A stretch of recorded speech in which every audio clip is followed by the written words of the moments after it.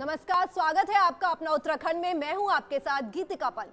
Bulletin में सबसे पहले बात बीजेपी की चुनावी रणनीतियों की। देहरादून में आज से बीजेपी इलेक्शन मैनेजमेंट कमेटियों की मीटिंग होने वाली है। बीजेपी ने इलेक्शन मैनेजमेंट के लिए 33 कमेटियां बनाई हैं और आज से शुरू हो रहा है बैठकों का दौर। 25 नवंबर तक चलेगा ये दौर। आज बीजेपी के केंद्रीय चुनाव प्रभारी प्रहलाद जोशी, सह चुनाव प्रभारी आरपी सिंह, सांसद लॉकेट चटर्जी देहरादून पहुंचकर इलेक्शन मैनेजमेंट कमेटियों की मीटिंग लेंगे। इन कमेटियों में पूर्व सीएम, सांसद, मंत्री, विधायक समेत पार्टी के बड़े नेता शामिल हैं।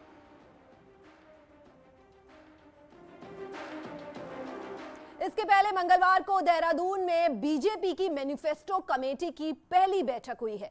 कमेटी के प्रमुख सांसद रमेश गोदिया पोखरियाल निशंक के घर पर यह मीटिंग हुई, जिसमें सांसद नरेश बंसल, मंत्री सुबोध उनियाल, मंत्री बिशन सिंह चुफाल शामिल हुए। माना जा रहा है कि इस बार बीजेपी के मैनिफेस्टो में कई नए मुद्दे शामिल हो सकते हैं। देहरादून में कांग्रेस ऑफिस में स्क्रीनिंग कमेटी की मीटिंग हुई है। इसके अलावा कोर कमेटी और अलग अलग मीटिंग होंगी और शाम 4 बजे स्क्रीनिंग कमेटी के chairman Avinash Pandey press conference करेंगे। स्क्रीनिंग कमेटी के चेयरमैन अविनाश पांडे का कहना है कि कैसे आगे बढ़ना है, कैसे प्रोग्राम होंगे, इस पर बात हुई। वहीं प्रदेश अध्यक्ष गणेश गोदियाल ने कहा कि स्क्रीनिंग कमेटी की पहली बैठक हुई, जिसमें टिकटों के स्क्रीनिंग कैसे हो सकने को लेकर बात हुई और पूरे प्रोग्राम और प्रोसेस के साथ ये काम होगा। सीनियर नेता यशपाल आर्य का कहना है कि राज्य के माहौल को देखते हुए कांग्रेस की वापसी होने जा रही है। देखिए, माहौल वातावरण का प्रश्न है। माहौल बहुत ही उम्दा है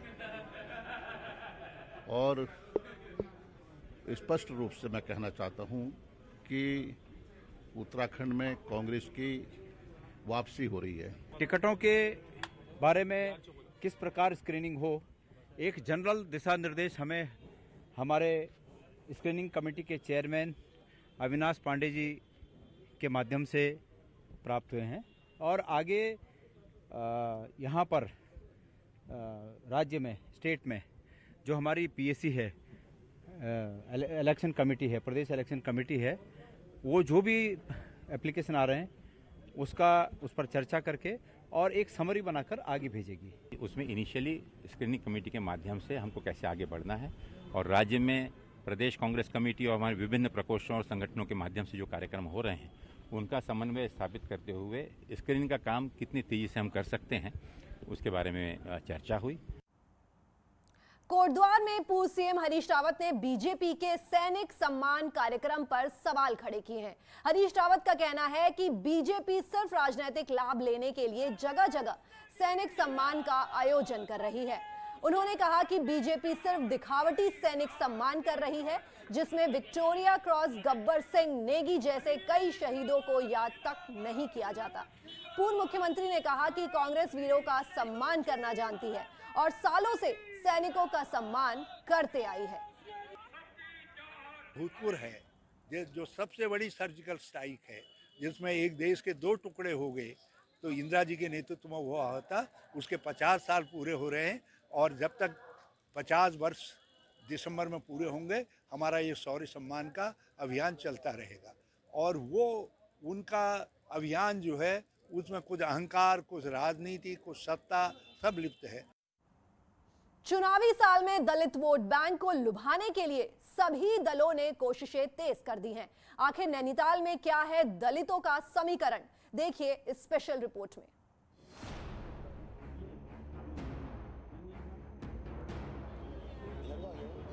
– 2022 के चुनाव से ठीक पहले दलित राजनीतिक दलों को फिर से याद आने लगे हैं।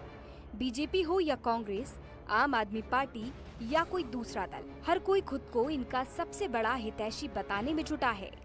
खुद मुख्यमंत्री अचानक दलित के घर खाना खाने पहुंचकर दलितों को साधने में जुटे हैं, तो वहीं संगठन भी दलितों को सम्मेलनों के जरिए खुद के साथ खड़ा करने में जुटा है।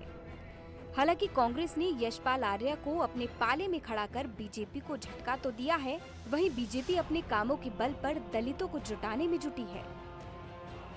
कांग्रेस और अन्य उससे संबंधित दल ने मात्र जो इस वर्ग को बरगलाने का काम किया, इसके वर्ग को डराकर वोट लेने का काम किया। और हमने काम करके आज इस कारण बड़ी मात्रा में अनुसूचित वर्ग भारतीय जनता पार्टी के साथ है। दरअसल राज्य की सियासत में दलितों का बड़ा रोल है। राज्य की 12 सीटें अनुसूचित जाति के जरिए रिजर्व हैं। वहीं सियासी माहौल को किसी भी दल की तरफ करने के लिए हर सीट पर 12 से 16% तक इस वर्ग की ताकत है। निर्णायक भूमिका में रहने वाले इस वर्ग को साधने में खास तौर पर दोनों दल लगे हैं। वहीं कांग्रेस आजादी से लेकर अब तक दलितों के लिए किए गए कामों को बता रही है।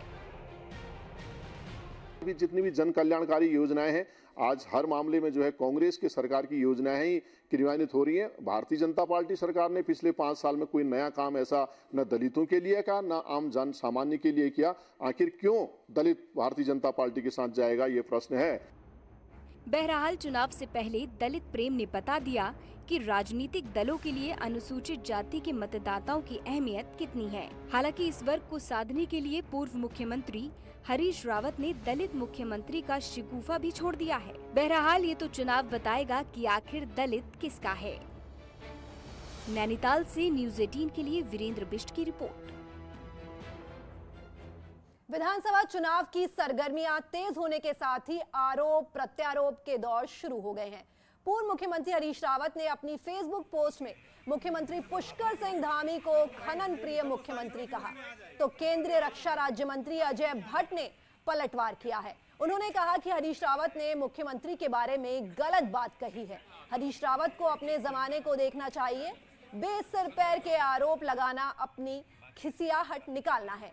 भट्ट ने कहा कि 5 सालों में विपक्ष कहीं दिखा नहीं है और अब चुनाव में जाना है तो विपक्ष भ्रम फैला रहा है।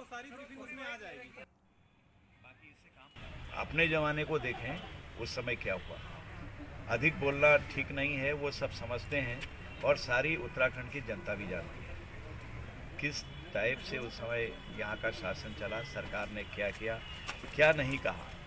तो आरोप प्रत्यारोप चलते रहते हैं, लेकिन बेसिर पैर के आरोप लगाना अपनी खिसियाहट निकालना है। जोशीमठ में अज्ञात बदमाशों ने इंडियन बैंक में चोरी करने की कोशिश की। बदमाशों ने बैंक के एटीएम को भी तोड़ने की कोशिश की। देर रात की घटना की सूचना पर मौके पर पहुंची पुलिस ने मामले की छानबीन शुरू कर दी है। चोर ने बैंक के तीनों तालों को तोड़कर एटीएम को भी नुकसान पहुंचाया है। पुलिस पूरे मामले में छानबीन कर रही है और बैंक में लगे हुए सीसीटीवी कैमरे को भी खंगाला जा रहा है। उसमें पुलिस के द्वारा तत्काल उसी समय वहां मौके पर पहुंचकर कुछ लोगों को, संदिग्ध लोगों को गिरफ्तार किया गया है और उसमें जांच चल रही है। जैसे ही इसमें कोई आगे सूचना प्राप्त होती है, हम उसमें आगे कार्रवाई करना सुनिश्चित करेंगे। कुमाऊं में पिछले 4 साल से जंगली जानवरों के हमले बढ़ते ही जा रहे हैं, जिससे लोगों में दहशत है। वहीं कांग्रेस इस मुद्दे पर सरकार को घेर रही है। ये देखिए स्पेशल रिपोर्ट।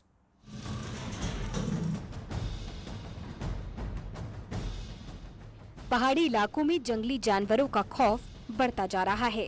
पिछले 4 सालों में कुमाऊं के पहाड़ी इलाकों में जंगली जानवरों ने कम से कम 60 लोगों की जान ले ली, जबकि सैकड़ों लोग घायल हो चुके हैं। लगातार कटते जंगलों की वजह से जंगली जानवर रिहायशी इलाकों तक पहुंच रहे हैं, जिससे लोगों में दहशत है। इसमें वर्ष 2018-19 में 12 घटनाएं हुई थी, 19-20 में 10 हुई हैं, 20-21 में 28 और 21-22 में अभी तक 9 घटनाएं हुई हैं। वहीं कांग्रेस ने इस मुद्दे पर सरकार को घेरा और कहा कि कांग्रेस ने जंगली जानवरों से सुरक्षा के लिए जो काम किए थे वो अब बंद किए जा चुके हैं। हमारी सरकार द्वारा कई ऐसे नियम बनाए गए थे, चाहे वो सूर विरोधी दीवार हो, चाहे उनको मारने का प्रावधान रखा गया हो, और उसके अलावा हमने अल्मोड़ा के अंदर बंदर बाड़ा बनाने का काम किया, उनको पकड़ने का काम किया। लेकिन जब से प्रदेश में भारतीय जनता पार्टी की सरकार आई है, उन कामों को रोकने का काम किया, उन कामों को आगे बढ़ाने का नहीं किया गया। फिलहाल जंगली जानवरों से सुरक्षा के लिए वन विभाग द्वारा कोई ठोस नीति बनाने की जरूरत है, नहीं तो पहाड़ खाली होने में समय नहीं लगेगा। न्यूज़ 18 के लिए अल्मोड़ा से किशन जोशी की रिपोर्ट। उत्तरकाशी के ब्रह्मकाल क्षेत्र में पिछले कुछ दिनों से गुलदार की दहशत से लोग परेशान हैं। गुलदार पिछले 15 दिनों से क्षेत्र में घूम रहा है और कुछ लोगों पर हमला भी कर चुका है। शाम होते ही इलाके में सन्नाटा छा जाता है। स्थानीय लोगों ने वन विभाग से गश्त बढ़ाने की अपील की है।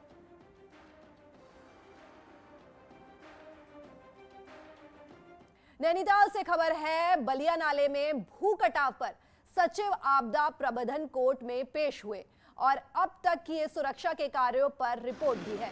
हालांकि इस रिपोर्ट पर कोर्ट और याचिकाकर्ता संतुष्ट नहीं दिखे। कोर्ट ने याचिकाकर्ता को आपत्ति दर्ज करने के निर्देश दिए हैं। कोर्ट अब इस मामले में 3 हफ्ते से सुनवाई करेगा। दरअसल पिछले कई सालों से बलिया नाले में कटाव हो रहा है और कई लोगों के मकान आपदा में जमींदोज हो रहे हैं, तो कई मकान इसकी चपेट में हैं। हालांकि सैयद नदीम ने जनहित याचिका दाखिल की थी, जिसके बाद कोर्ट ने हाई पावर कमेटी का गठन किया था और कुछ शॉर्ट टर्म और कुछ लॉन्ग टर्म काम करने की कमेटी ने रिपोर्ट फाइल की थी, लेकिन धरातल पर कोई काम नहीं हुए हैं। तो कोर्ट ने कहा कि जो कुछ भी आपने कहना है वो काउंटर एफिडेविट के माध्यम से कहें और इनके एफिडेविट का रिप्लाई दाखिल करें और मुझको 3 हफ्ते का टाइम उसमें वास्तविक स्थिति से संबंधित कोर्ट ने दाखिल करने को कहा है। रुड़की से खबर है, जहां एक महिला और उसके बच्चे को कोर्ट के आदेश के बाद भी ससुराल वालों ने घर में एंट्री नहीं दी। महिला घंटों तक गेट के बाहर खड़ी रही। बताया जा रहा है कि महिला की शादी 2018 में हुई थी और 6 महीने की प्रेग्नेंट होने पर ससुराल वालों ने उसे घर से बाहर निकाल दिया और दहेज के लिए दबाव बनाया, जिसके बाद पीड़ित पक्ष ने कोर्ट की शरण ली और कोर्ट ने महिला को ससुराल भेजने की बात कही। लेकिन जब महिला पहुंची तो ससुराल वालों ने गेट बंद कर दिया और घुसने नहीं दिया। महिला के साथ पुलिस वाले भी मौजूद थे। पूरा मामला रुड़की के डिफेंस कॉलोनी का बताया जा रहा है। परसों से वो मेरी यहाँ पर शादी हुई है डिफेंस कॉलोनी में।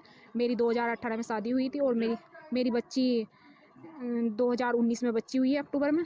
और ये लोग मुझे यहाँ रखना नहीं चाहते, दहेज की मांग कर रहे हैं, 7 सीटर गाड़ी मांग रहे हैं मेरे पे। कोर्ट के आदेश हैं, कोर्ट के आदेश का उल्लंघन कर रहे हैं। और यहाँ आने पर अब मैं पुलिस के आए, CDO साहब भी आए और लोग आए, जो उन्होंने फिर यहाँ कहा ये लोग अपना यहाँ का वो ताला बंद कर दिया लोगों ने। सितारगंज में सिडकुल में स्थानीय लोगों को रोजगार देने की मांग पर फिर से उठने लगी है। उत्तराखंड के स्थानीय लोग सिडकुल में राज्य के बेरोजगारों को 70% सिडकुल में नौकरी देने की मांग कर रहे हैं। तो वहीं सीतागंज के विधायक सौरभ बहुगुणा भी कहते हैं कि राज्य में जहां भी सिडकुल की स्थापना हुई है, वहां ज्यादा से ज्यादा स्थानीय लोगों को रोजगार मिलना चाहिए। यहाँ के स्थानीय लोगों की मांग ये है कि यहाँ के कम से कम 70% लोगों को यहाँ के सिडकुल में नौकरी मिलनी चाहिए। सही बात है। देखिए, मेरा भी मानना यही है कि सितारगंज में अगर सिडकुल है या उत्तराखंड में कहीं पे भी सिडकुल है, पंतनगर हो गया, आपका विकास नगर हो गया, सेलाकुई हो गया, आपका हरिद्वार हो गया, वहाँ पे सबसे पहली प्राथमिकता हमारे लोकल लोगों को मिलनी चाहिए। लोक योजना अभियान के तहत कुमाऊं मंडल के पंचायत प्रतिनिधियों की कार्यशाला रुद्रपुर के गांधी पार्क में होने जा रही है। 25 नवंबर को कार्यशाला का शुभारंभ मुख्यमंत्री पुष्कर सिंह धामी करेंगे। कार्यशाला में पंचायत प्रतिनिधियों को 73वें संविधान संशोधन में त्रिस्तरीय पंचायतों को दिए गए अधिकार, विभिन्न योजनाओं के साथ ही डिजिटल पेमेंट और स्वच्छता अभियान के बारे में भी जानकारी दी जाएगी। इस कार्यशाला में कुमाऊं मंडल के 500 ग्राम प्रधान, BDC, जिला पंचायत सदस्य, ब्लॉक प्रमुख और जिला पंचायत अध्यक्ष भागीदारी करेंगे। 25 तारीख को इसमें माननीय मुख्यमंत्री श्री पुष्कर सिंह धामी जी इसका उद्घाटन करेंगे और श्री पंचायत राज मंत्री अरविंद पांडे जी उनकी गरिमा में उपस्थिति में किया जाएगा। इसमें कुमाऊं मंडल के 5000 के आसपास के हमारे सम्मानित त्रिस्तरीय प्रतिनिधि भाग लेंगे। बढ़ते प्रदूषण और अतिक्रमण से रुद्रपुर की लाइफलाइन कही जाने वाली कल्याणी नदी गंदे नाले में तब्दील हो गई है। 2 साल पहले मेयर की पहल पर कल्याणी के साफ सफाई का अभियान शुरू किया था, लेकिन कोरोना काल में इसे रोक दिया गया, जिसके बाद अब फिर से इसकी शुरुआत होने जा रही है। साथ ही नदी में कूड़ा ना डालने को लेकर लोगों को जागरूक भी किया जाएगा। जो कल्याणी की सफाई हुई 2 से 3 मीटर गहराई तक, उससे ये जो अभी बाढ़ आई थी, इस बाढ़ में हमारे शहर को बचाने में बहुत बड़ा रोल दिया है जो सफाई की गई थी। तो सहयोगी संस्थाओं के माध्यम से हम इस अभियान को पुनः चालू करने जा रहे हैं। तो अब जो बंद हो गया इसको हम फिर दोबारा वृद्ध रूप में शुरू करने जा रहे हैं। हमारे रोटरी का एक विंग होता है रोटरेक्ट, जिसके अंदर युवा बच्चे होते हैं। वो बच्चे घर घर जाकर, कॉलेज के बच्चे वो जगह जगह पे मोहल्लों में जाकर और लोगों को जो है उसके बारे में बताते हैं, गीला कचरा कहाँ डालना, सूखा कैसे डालना है, सेग्रीगेशन, और उसके अलावा कूड़े के निस्तारण के विषय में जानकारी देते हैं। इसकी महत्ता बताते हैं कि जोशीमठ लोक निर्माण विभाग कार्यालय जिला मुख्यालय गोपेश्वर से संचालित किया जाएगा। अधिकारियों की सुस्त रवैये की वजह से जोशीमठ लोक निर्माण विभाग कार्यालय को गोपेश्वर शिफ्ट कर दिया गया है। अधिकारियों के द्वारा जनता की समस्या का समाधान समय पर नहीं किया जा रहा था, जिसकी शिकायत बार बार अधिकारियों और क्षेत्रीय विधायक से की जा रही थी, जिस पर उच्च अधिकारियों ने संज्ञान लेते हुए जोशीमठ लोक निर्माण विभाग के कार्यालय को शिफ्ट कर दिया है। कुछ कर्मचारी जो पीडब्ल्यूडी में वर्किंग में थे, उनसे जिस गति से काम लिया जाना चाहिए तो काम उस गति से नहीं ले पाया जा रहा था। तो मैंने कहा कुछ लोगों को अभी ठीक मुख्यालय में उनको बिठाया जाए, उनको काम की गुणवत्ता, काम के सिस्टम को उनको समझाया जाए। और तब तक मेरी कल ही बात हुई, कुछ अधिकारी यहाँ और आने वाले हैं 1-2 दिन। टिहरी के सीएचएस चंबा में अधिकारियों की लापरवाही के चलते लाखों की मशीनें शोपीस बनी हैं और मरीजों को ऋषिकेश, देहरादून रेफर किया जा रहा है। विधायक निधि से चंबा अस्पताल को करीब 6 लाख की लागत की एडवांस एक्सरे मशीन तो दी गई, लेकिन टेक्नीशियन नहीं होने से मशीन का संचालन नहीं हो पा रहा। चंबा टिहरी का केंद्र बिंदु है और आसपास के करीब 1 दर्जन से अधिक गांव के लोग बेहतर स्वास्थ्य सुविधा के लिए चंबा पहुंचते हैं, लेकिन उन्हें वहां से रेफर कर दिया जाता है। वहीं मामले में सीएमओ का कहना है कि लैब टेक्नीशियन मिल गए हैं और अब जल्द ही एक्सरे शुरू करा दिए जाएंगे। हमारी एक्सरे मशीन काफ़ी दिनों से आई हुई थी, लेकिन टेक्नीशियन का पद खाली चल रहा था। तो अभी 3-4 दिन पहले हमें स्टेट से टैक्नीशियन चंबा के लिए मिल गया था, तो उसको मैंने चंबा भेज दिया, उसने ज्वाइन भी कर लिया, तो एक्सरे अब वहाँ चालू हो गए हैं। उत्तरकाशी से खबर है, जहां गंदा पानी पीने से 30 बच्चे बीमार हो गए, जहां टीम ने बच्चों के सैंपल लिए, जिसके बाद बच्चों में पीलिया की जानकारी मिली है। वहीं सीएमओ ने बताया है कि दूषित पानी पीने की वजह से बच्चे बीमार हुए हैं।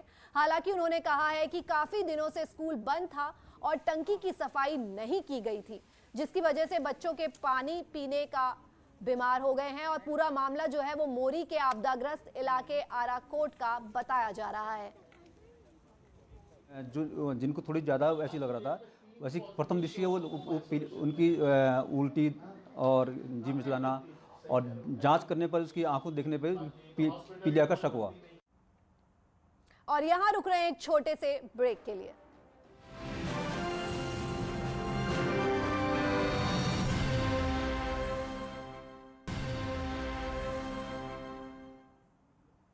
मंगलौर सामुदायिक स्वास्थ्य केंद्र में अव्यवस्थाओं से मरीजों को परेशानियों का सामना करना पड़ रहा है। आपको बता दें कि कोरोना काल में अस्पताल में 20 बेड और वेंटिलेटर लगाने थे, लेकिन वो अस्पताल में धूल फांक रहे हैं, जिससे मरीजों को इसकी सुविधाएं नहीं मिल पा रही हैं। वहीं डॉक्टर का कहना है कि इस बारे में उच्च अधिकारियों को अवगत करवा दिया गया है, जल्द ही सभी सुविधाएं उपलब्ध हो जाएंगी। कि वहीं पर मशीन तो इंस्टॉल हो गया, पर हमारे पास सीआर सिस्टम नहीं है और रजिस्ट्रेशन का थोड़ा सा इशू अभी आ रहा है, तो दोनों के लिए हम अभी प्रॉपर चैनल से अप्रोच कर रहे हैं, क्योंकि चिकित्सा मुख्य से भी बदल गए हैं, तो हम नए सिरे से भी दोबारा प्रस्ताव उनको भेज रहे हैं कि हमें सीआर सिस्टम तुरंत उपलब्ध कराया जाए। तो उम्मीद है कि 1-2 हफ्ते में मिल जाएगा। श्रीनगर गढ़वाल से खबर है, कांग्रेस के प्रदेश अध्यक्ष बनने के बाद गणेश गोदियाल लगातार इलाकों का दौरा कर रहे हैं। वहीं अपने विधानसभा में ज्यादा समय नहीं देने के कारण अब गोदियाल ने कार्यकर्ताओं से जुड़ने के लिए वर्चुअल तरीके से जुड़ने का फैसला किया है।